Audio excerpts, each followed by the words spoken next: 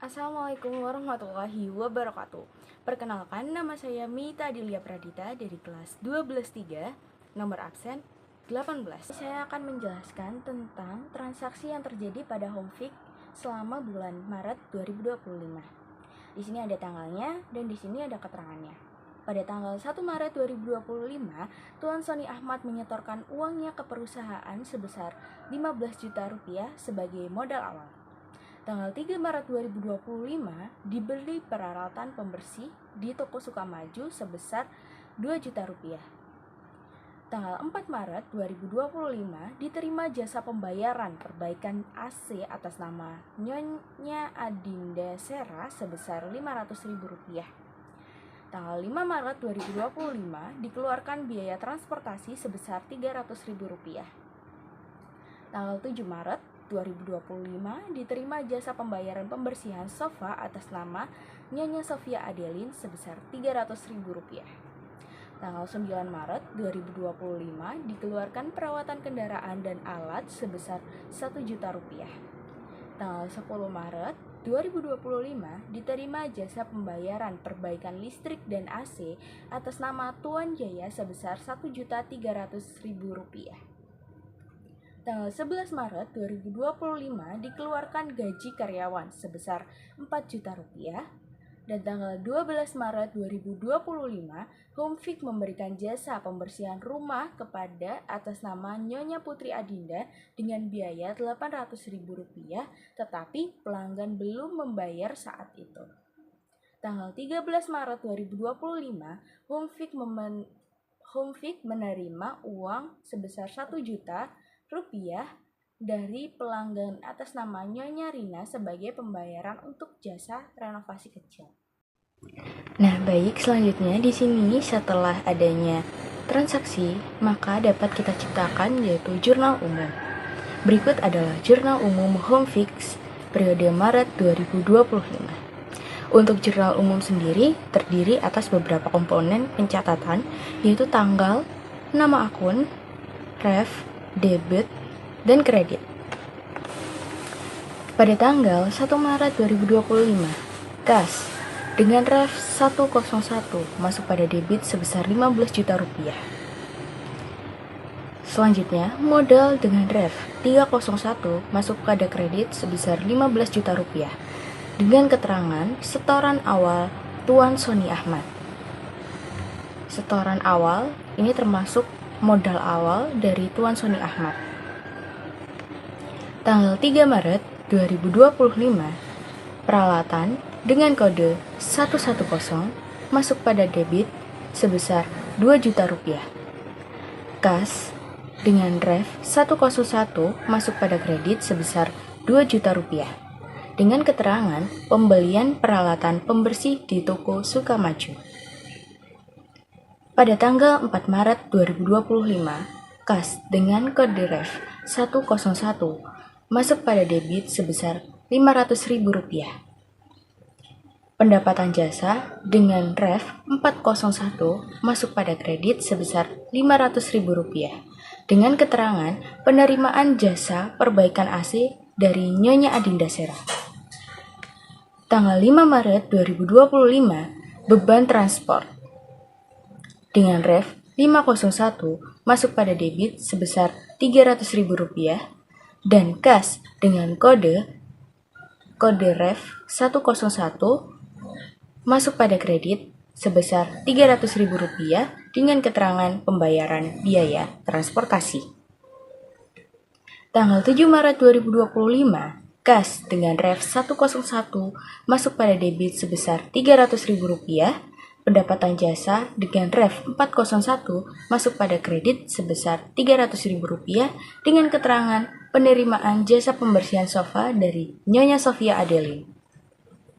Tanggal 9 Maret 2025, beban perawatan peralatan dengan ref 502 masuk pada debit sebesar 1 juta rupiah. Kas dengan ref 101 masuk pada kredit sebesar 1 juta rupiah dengan keterangan biaya perawatan kendaraan dan alat. Tanggal 10 Maret 2025, kas dengan ref 101 masuk pada debit sebesar Rp1.300.000. Pendapatan jasa dengan Rev 401 masuk pada kredit sebesar Rp1.300.000 dengan keterangan penerimaan jasa perbaikan listrik dan AC dari Tuan Jaya.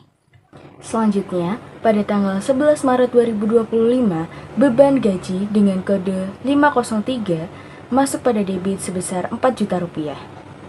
Kas dengan Rev 101 masuk pada kredit sebesar Rp4 juta dengan keterangan pembayaran gaji karyawan. Tanggal 12 Maret 2025, piutang dengan Rev 103 masuk pada debit sebesar Rp800.000. Pendapatan jasa dengan Rev 401 masuk pada kredit sebesar Rp800.000 dengan kode pendapatan jasa pembersihan rumah untuk Nyonya Putri Adinda, namun belum dibayar. Tanggal 13 Maret 2025, kas dengan Rev 101 masuk pada debit sebesar Rp1 juta. Pendapatan jasa dengan Rev 401 masuk pada kredit sebesar Rp1 juta dengan keterangan penerimaan jasa renovasi kecil dari Nyonya Rina. Total keseluruhan sebesar Rp26.200.000 untuk debit dan untuk kredit sebesar Rp26.200.000. Nah, demikianlah Jurnal Umum Home Fix periode Maret 2025. Perkenalkan, nama saya Maya Oktavia Rahman. Saya dari kelas 12-3, nomor absen 17. Nah, sebelum kita masuk ke bukti transaksinya, saya akan memberikan 3 transaksi dari perusahaan Home Fix selama bulan Maret 2025. Yang pertama, pada tanggal 1 Maret 2025, Tuan Sony Ahmad menyetorkan uangnya ke perusahaan sebesar Rp15 juta sebagai modal awal. Yang kedua, 3 Maret 2025 dibeli peralatan pembersih di toko Sukamaju sebesar Rp2 juta. Dan yang terakhir, pada tanggal 4 Maret 2025 diterima jasa pembayaran perbaikan AC atas nama Nyonya Adinda Sera sebesar Rp500.000. Nah, kemudian mari kita masuk ke bukti transaksinya. Nah, di sini ada beberapa bukti transaksi. Saya akan memberikan contoh bukti transaksi sesuai dengan transaksi yang saya sebutkan tadi. Nah, yang pertama, ini terjadi pada tanggal 1 Maret 2025, yaitu adanya setoran modal awal usaha. Setoran modal awal usaha dari pemilik perusahaannya atas nama Sony Ahmad sebesar Rp15 juta. Nah, karena perusahaan menerima uang, maka dicatat sebagai kas masuk, dan dana ini itu digunakan sebagai modal awal untuk memulai kegiatan usaha. Kemudian, transaksi yang kedua terjadi pada tanggal 3 Maret 2025, yaitu dibelinya peralatan pembersih kepada toko Sukamaju yang dibayarkan kepada toko Sukamaju sebesar Rp2 juta.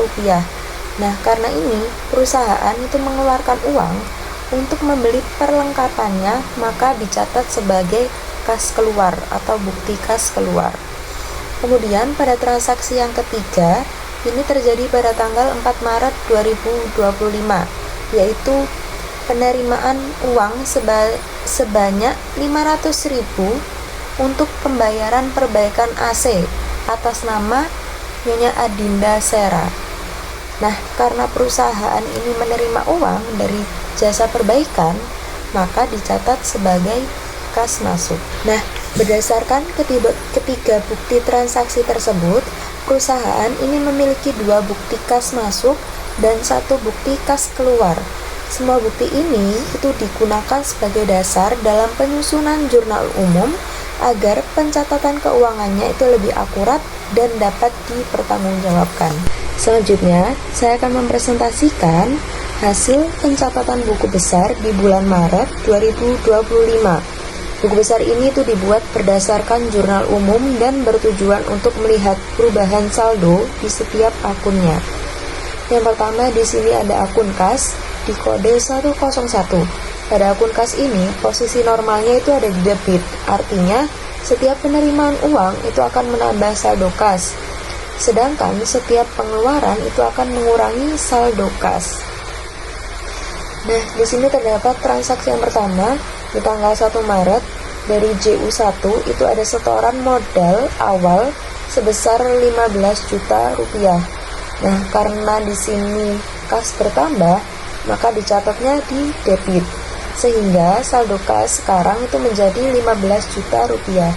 Selanjutnya, pada tanggal 3 Maret dari JU2 itu terdapat pembelian peralatan sebesar 2 juta rupiah.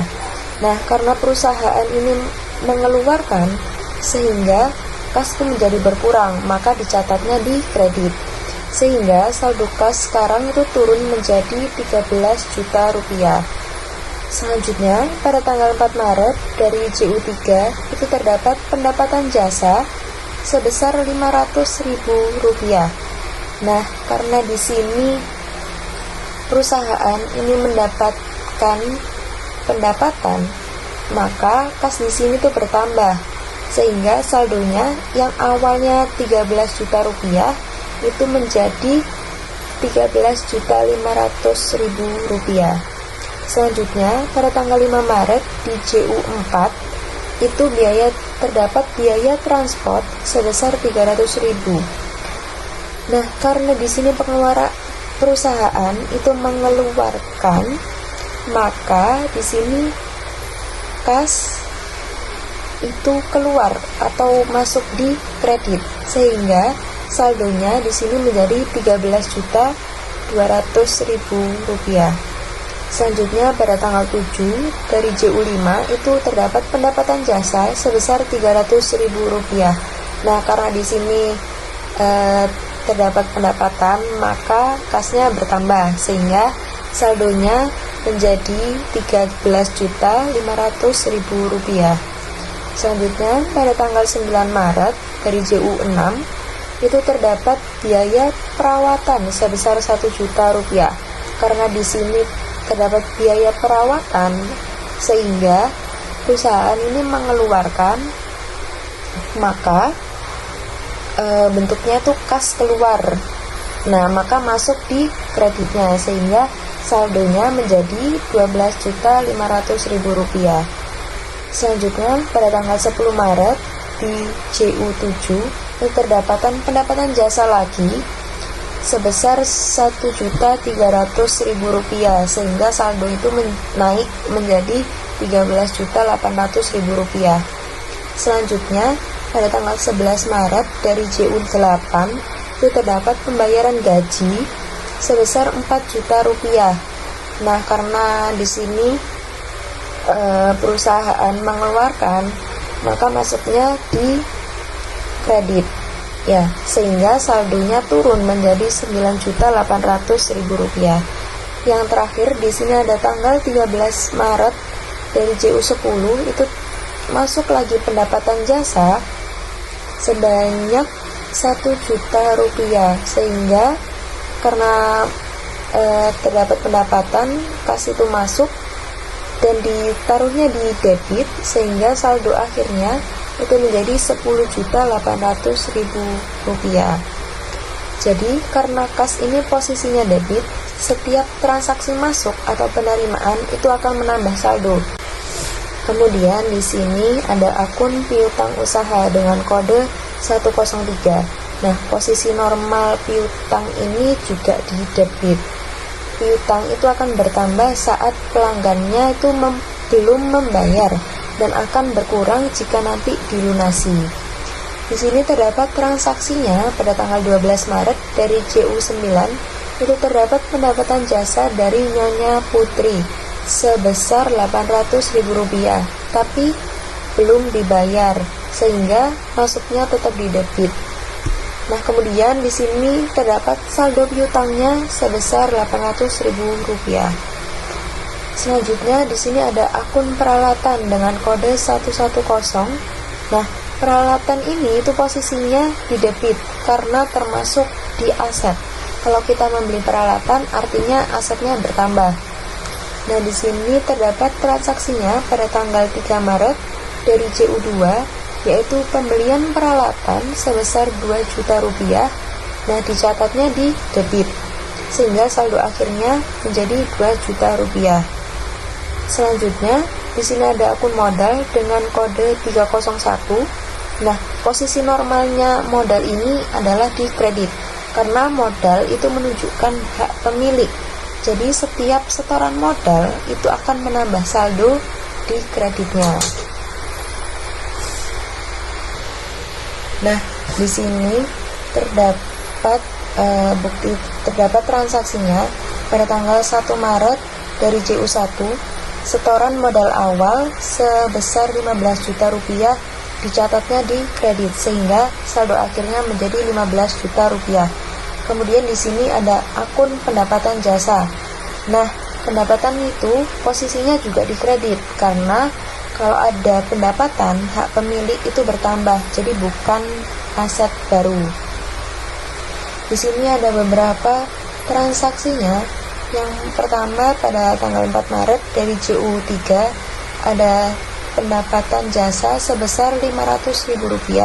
Kemudian pada tanggal 7 Maret dari JU5 terdapat pendapatan jasa lagi sebesar Rp300.000, dan di tanggal 10 ini terdapat pendapatan jasa lagi sebesar Rp1.300.000, dan yang selanjutnya pada tanggal 12 Maret di JU9 itu terdapat pendapatan jasa dari piutang sebesar Rp800.000. Kemudian yang terakhir di sini ada tanggal 13 Maret dari JU10 itu terdapat pendapatan jasa kembali sebesar Rp1 juta. Jadi total pendapatan seluruh jasanya itu sebesar Rp3.900.000. Kemudian di sini ada akun beban transportasi dengan kode 501. Nah, beban posisinya itu di debit karena biaya akan mengurangi modal pemilik. Di sini ada di tanggal 5 Maret di JU4. Biaya transportnya itu sebesar Rp300.000 di debit, sehingga saldo akhirnya menjadi Rp300.000. Kemudian ada akun beban perawatan dengan kode 502. Nah, ini terdapat di tanggal 9 Maret di JU6. Beban perawatannya itu sebesar Rp1 juta, sehingga saldonya yang terakhir di Rp1 juta. Kemudian yang terakhir di sini ada akun beban gaji dengan kode 503. Di sini terdapat pada tanggal 11 Maret di JU8. Beban gajinya ini sebesar Rp4 juta. Nah, ini juga dicatatnya di debit, sehingga saldo akhirnya juga menjadi Rp4 juta.